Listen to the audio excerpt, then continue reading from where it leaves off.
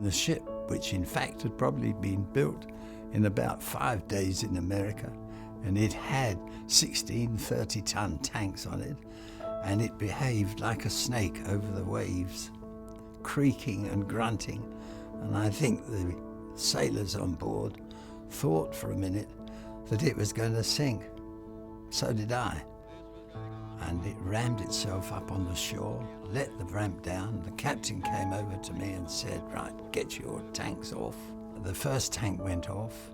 It went down, and suddenly, woof, turned upside down, complete with the men in it, and disappeared.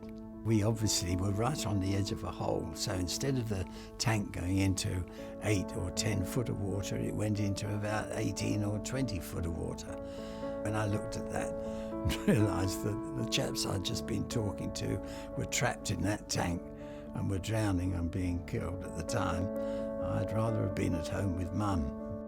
We knew we were going to get killed, yes, of course, but I mean, that was obvious. But the point was that we became numb to it. When somebody was killed, we said, well, who's the replacement? The average life of a troop leader that I was doing was a fortnight. That's what they gave us. Once we had set up our hospital, of course, wounded chaps came in. Of course, there are all sorts. I mean, it's very difficult to describe because bullets and shrapnel and that don't choose where they want to go. They go to all parts of the body, and some of these wounds are horrific.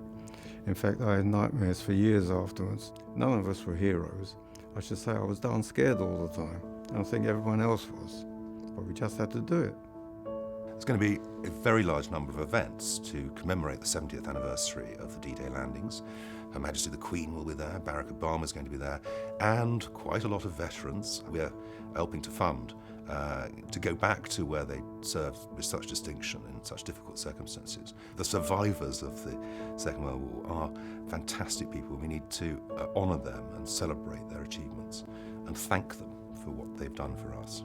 Well, not many of us left now. My branch of the Normandy Veterans, we're going back to Normandy. It enables chaps who probably couldn't afford to go to these places. We were the lucky ones, the ones who are talking to you now, make no bones about it. And we're lucky that we have got an organisation like the Big Lottery Fund. Who cares